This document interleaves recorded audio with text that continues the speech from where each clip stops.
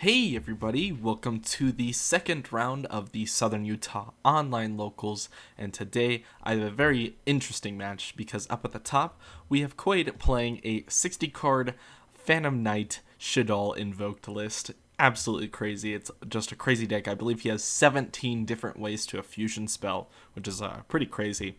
And down at the bottom we have Trent or Beanie Guy 2112 playing True Draco. So let's go ahead and get started with this match.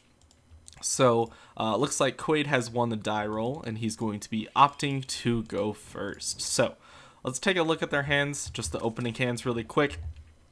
So having the access to the Alistair is really nice just because like obviously you have one negate for sure just because of the Alistair.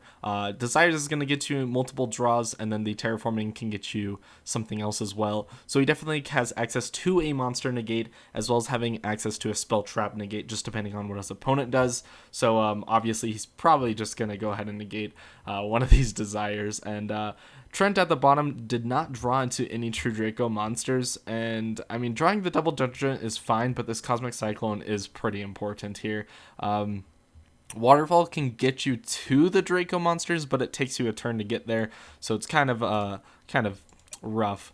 But Quaid's going to come down and start with an Alistair, searching for the invocation, linking off the... Oh, wait, sorry. He's going to use Desires here, actually, to go ahead and banish 10 to draw 2. Drawing into Squamata and Cosmic Cyclone, that's really nice because he has an El Shaddoll Fusion in hand, so he definitely has a way to get to Winda here, and we'll go into that here in a second. So he's going to link off the Alistair into a copy of Almirage, and then he's going to go ahead and link off the Almirage into a Secure Gardna.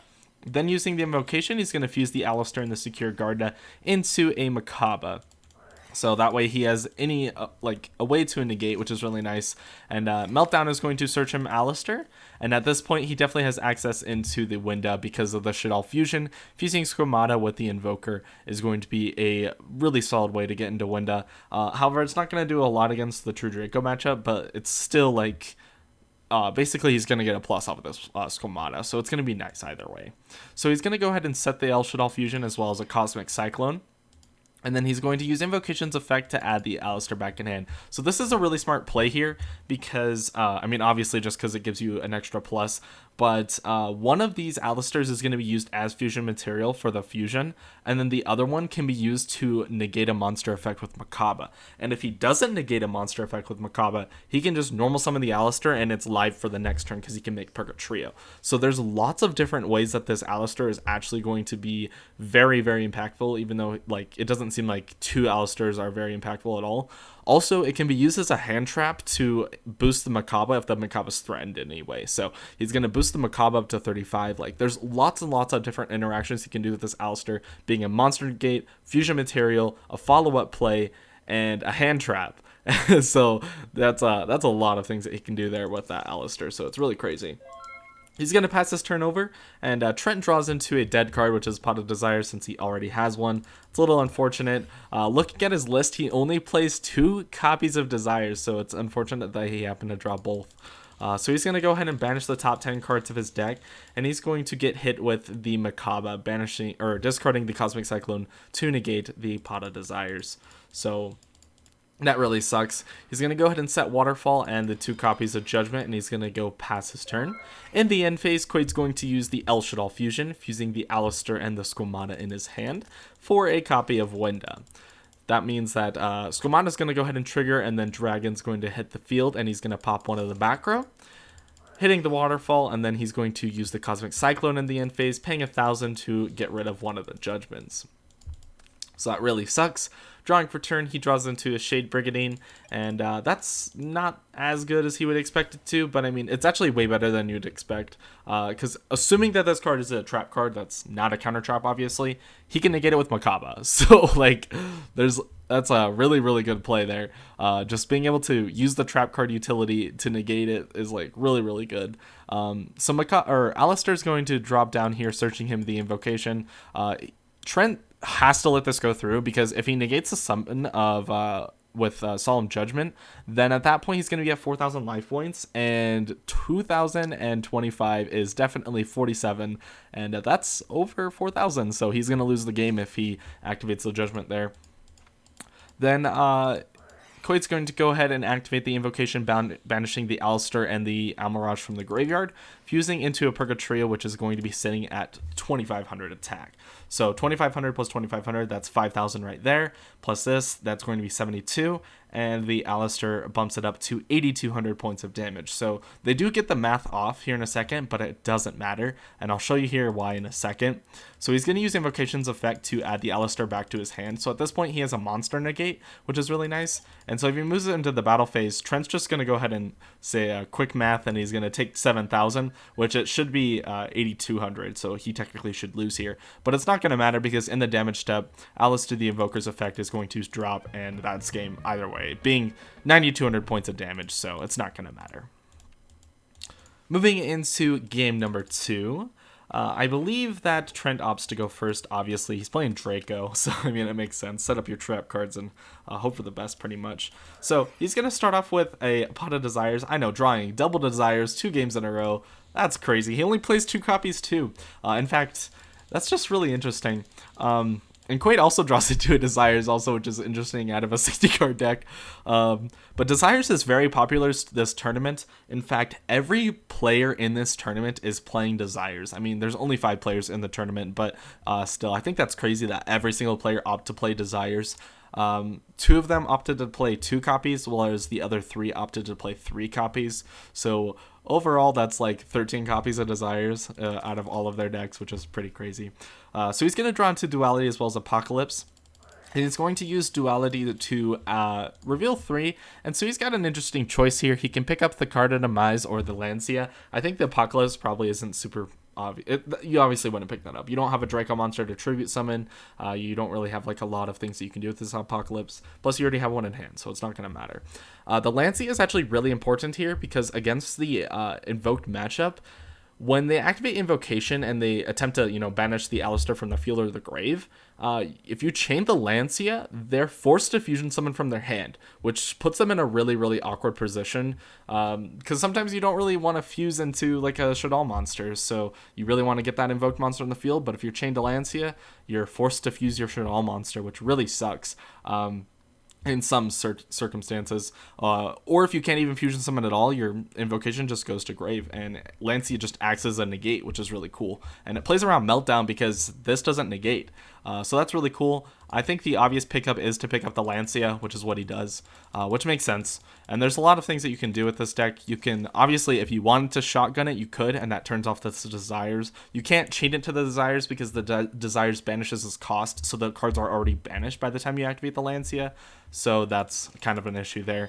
But anyways, he's going to go ahead and set 3 back row, being that there can only be 1 True Draco Apocalypse and the Monarchs Erupt. And he's going to pass his turn. It makes sense to set the 3 back row. If Quaid drew into Lightning Storm, it'd be pretty much a blowout, and that would be game. But it doesn't. And he's going to activate the Pot of Desires, banishing the top 10 cards of his deck. Obviously, Trent doesn't have a response to this, so let's go through. Drawing into a second Invocation as well as a Terraforming, which is technically the 3rd Invocation. He has tons of fusion spells in his hand. So Meltdown's going to be activated here, or he's going to search for it with the Terraforming and then activate it to search for the Alistair.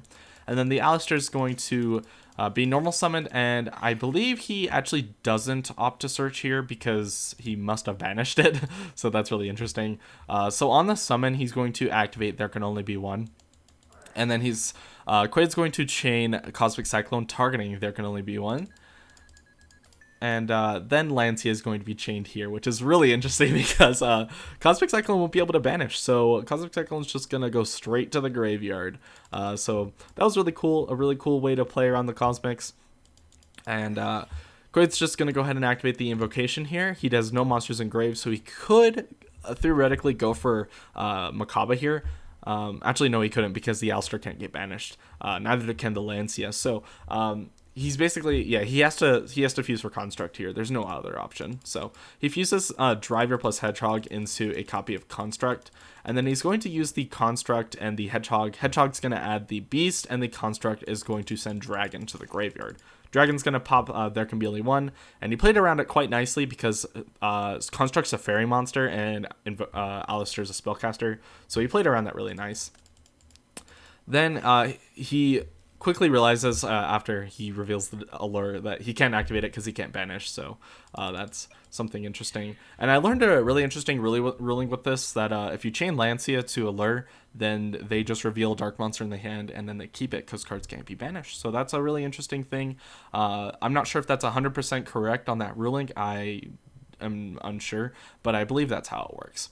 Anyways, Construct is going to attack for 28, and then Invoker is going to attack for another 1,000, so 3,200 points of damage is taken here.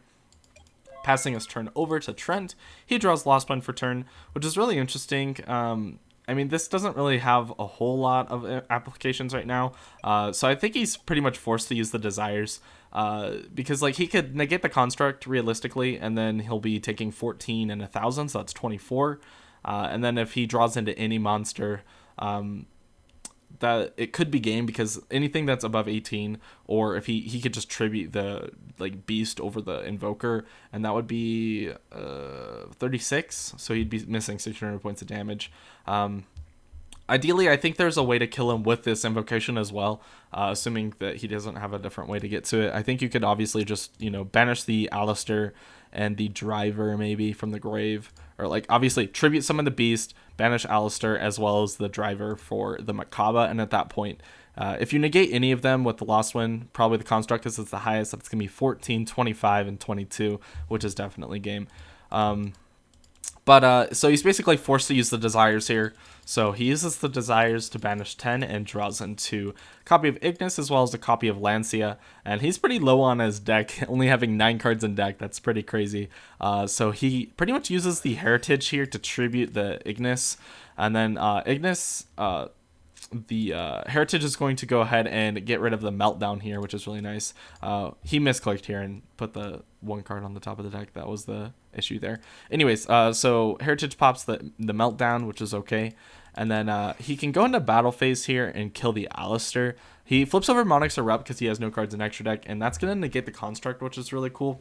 And then he's going to use the Ignis to kill the Invoker, which will put him down to a total of 5,600, taking 1,400 points of damage. So this Lancia is really important here because he can chain this to the Invocation, and then at that point he can't fuse from Graveyard. So I think that's like a really good play. We're going to see that here, and I think in a second. Pot of Desires is going to banish the top 10 cards of the deck. And then he's going to draw into a Cosmic Cyclone as well as a Ancient Cloak. Yeah, another Cosmic Cyclone. That's pretty nice. Being able to get rid of this Monarch's Erupt is really nice, but obviously Lancia is going to be chained here. So the Lancia just being able to act as spell trap protection is really nice. Construct's going to go ahead and declare an attack on Ignis. It forces its technically activating here, but either way, it's not going to go through because the Lost One's going to target the special summon monster and negate it, and its effects or its attack is half, so it's going to put it down to 1,400 in the damage step. So he's going to take 1,000 points of damage here, and pretty much at this point, if Trent draws into any True Draco monster, he can win the game. But I mean, obviously, Quaid's just going to set this Ancient Cloak and pass his turn. So drawing into Waterfall, that kind of sucks. Sure, you can get a trap card or search a monster, but that's not really going to do a whole lot. Going into battle phase, he's going to kill the Ancient Cloak and pass his turn to his opponent. Quaid's going to draw for turn, drawing into extra Foolish Burial, which is really interesting. Waterfall's going to come down as well, searching for a copy of Ignis, because why not? Then, if we go ahead and Foolish Burial is going to pay half his life points to send any card from the deck to the graveyard, any card from the extra deck to the graveyard, sorry. And this is really interesting because you have lots of options here. In this case, he doesn't want to send any Shaddoll fusion monster except for Apicalone, which I believe is what he's going to grab here anyways. And Apicalone's basically going to turn into a spell trap, and you'll see that here in a second, which is really cool. I think this card's really nice. He ended up side decking this, and he put it in for this game, which is really interesting because it gives you more access to fusion spells if you think about it, because you can add any Shaddoll card. So he originally has 17 ways to a fusion spell in his main deck, and then he sides into 3 more. So this extra Foolish Burial is 3 more copies of a fusion spell, which is really cool.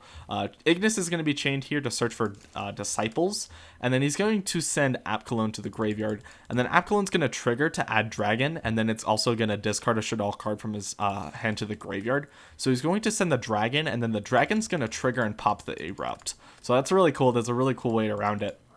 He's going to activate a Lure, and then he's going to banish this Boots from his hand. And then he's going to, I believe, use the Invocation here to go ahead and banish the Construct as well as the Invoker. He could have also banished the Lancia in his opponent's graveyard, but I think it's better to banish the Construct because he is playing the trap card that revives... or sorry, not the trap card. I'm thinking Aerial. That's what it is. Aerial that revives the monster from the banished. So I think that it's better to banish the Construct here because he doesn't have any other Shaddolls. So if he happens to draw into Aerial, it's live, you know. So getting into Macabre here is really nice. He can negate any monster effect, which is really cool. But then Apocalypse is going to be activated here, and then he's going to use the effect of Tribute to special summon the Ignis from hand, which will pop the Macabre.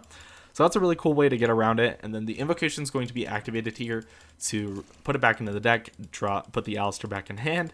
And he's going to normal the Alistair since he hasn't normal summoned it yet this turn. And then he's going to search for a copy of Invocation. And he chains Ignis, but he doesn't have any targets in deck, so he banished them all, which is really funny. Then Ancient Clothes is going to be activated here, which will search him a copy of Silent Boots. And then he's going to, I believe, use the Invocation to banish the Alistair as well as use the Boots from his hand into a copy of Caliga. So this is really interesting because they can only activate one monster effect per turn, as well as they can only attack with one monster per turn. So it's really limiting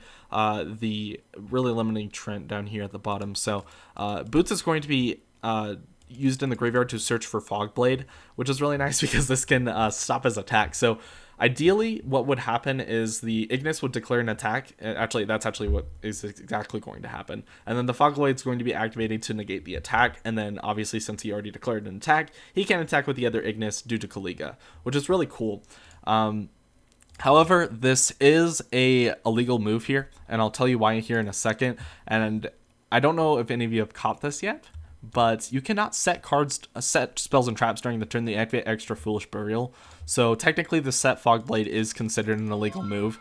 Neither player caught it, and I didn't catch it. I was I was watching here at the bottom. Unfortunately, I didn't catch it. Sometimes these plays do happen, and so there's not really much that I can do other than, say it, like, give my my explanation for it. But yeah, it's a little unfortunate that that is an illegal play. And it's unfortunate that we didn't catch it.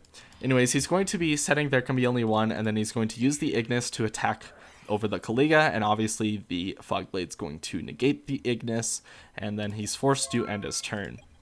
So he has to play around There Can Be Only One. Obviously, he doesn't know that he has it, though. He is a beast monster, and both of these are spellcasters, so he has lots of ways to do stuff here. So he's going to normal summon Squamata, and then he's going to use the Shade Brigandine here, which is a warrior type monster, so beast spellcaster warrior, which is really nice. And he's going to overlay for a psychic monster, so still playing around There Can Be Only One, which is Redoer. And then this Redoer can go ahead and put the other Ignis on the top of the deck, basically making his next draw really, really rough, because being able to draw, if you're drawing into bad cards like Ignis, it's just gonna really screw up your game. So that's really funny. So I believe he passes here, and that was the only activation of a monster effect he used this turn, being the Redoer. And then in the standby phase, he's going to use his one monster effect, being the Redoer, to take the Majesty Maiden from the top of the deck. Next, Ignis is going to be tribute summoned, and then I believe that makes 3 Draco cards in the graveyard. So this Disciples is actually live because of the Heritage, the Apocalypse, and the new Ignis that just got put in the graveyard. So he can go ahead and shuffle all 3 back into the deck to draw a card. So that's kind of refueling his deck, which is really nice. Duality is going to come down here to see if he can dig for something. He reveals Apocalypse, Seal Drain, and Heritage. I think the best card to grab here is probably the Skill Drain, although if you did want the draw, you could go for Heritage, which would be really interesting. But there's not really a lot that you can do with that. So I think that grabbing the Skill Drain is the most important card here. So that's what he's going to do. And then he's going to set the Skill Drain, and he could go into Battle Phase, which I think is a good choice here. I don't know why he doesn't. And he could just attack over this Caliga. For some reason he doesn't. I'm not sure why. He didn't use any monster effects, and he didn't declare an attack, so he definitely could have done that. So I'm not sure why he did. his drawing for turn, he draws into Shaddoll Fusion, and then the Redoer can be activated here. Skill Drain is going to be chained, so it turns off both the Caliga and the Redoer. So unfortunately, Redoer is not going to be able to attach, and both players are now no longer under any restrictions due to the Skill Drain. So that's really nice. Next, the let's see. I believe he goes ahead and uses the Shaddoll Fusion here. Yep, fusing the Beast and the Alistair the Invoker in hand for a copy of Winda. So that's really nice. And then he can use said Winda the Beast is going to draw him a card. That's what I was thinking.